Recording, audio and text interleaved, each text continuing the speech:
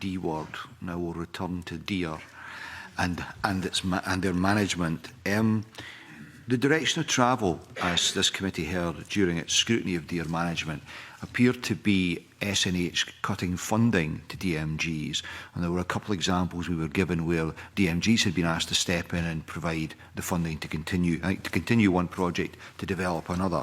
So I'm just wondering how you see that progressing and how we can expect deer management groups to start to do what they ought to be doing if the funding support is going down.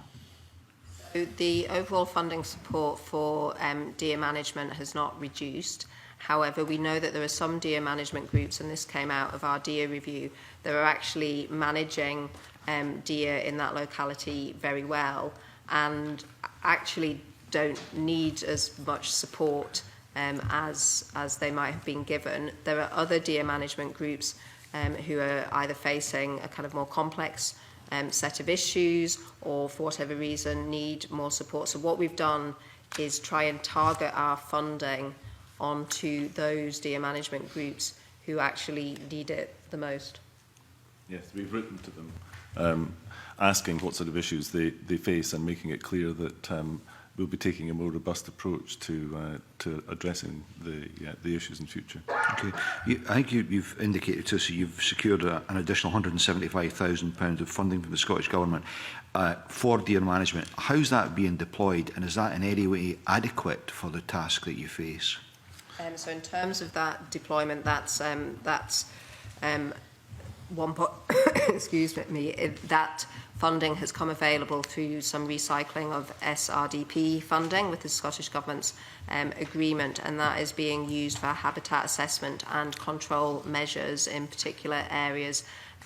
We're confident that through the work that we do with deer management groups that we can make great strides in addressing these issues. We prefer, wherever we can, to have a very good dialogue with the local community, and I think in the majority of cases we do have that very good dialogue, which leads to voluntary cooperation and voluntary agreements in terms of management of deer in the locality. But not in every case.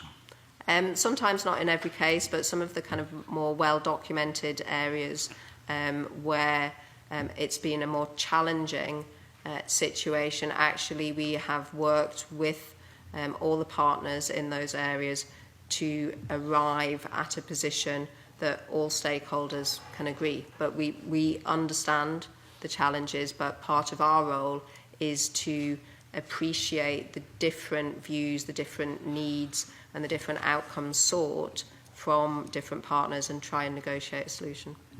In terms of the costs associated with policing deer management, I mean, how expensive are Section 7 orders if they work, if they don't?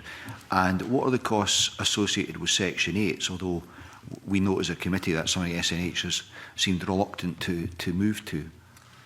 I think our reluctance to move to Section 7 and Section 8 is not simply a cost equation. It's back to my earlier points about actually we tend to get much better outcomes when it's a negotiated settlement, if I can use that phrase. In terms of the actual costs of Section 7 and Section 8, I don't have that information, but I'd be happy to provide it.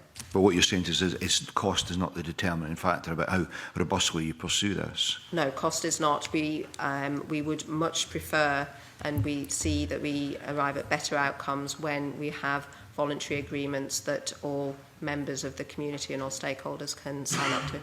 Now, this is not a strict budget question, but it would be remiss of me to pass up the opportunity, given our interest in the subject. What progress is being made around Section 7s since this committee produced its report? Are we seeing any further progress? In terms of their use? Well, not just of their use, of their effectiveness, because there were considerable questions asked about the effectiveness or elements of the effectiveness of Section 7s at the time. I don't have that information, but Alan, or we can write to you. Yeah, I mean, that's where some of the additional money is helping, because it's actually it's paying for habitat assessment so that the impact of the deer can be made much clearer. And it's also helping support control work as well. So it's a bit of incentive to actually get out and get on with the work that's been on the table for a while. Okay. No doubt we and you will return to the subject in due course. If members have asked the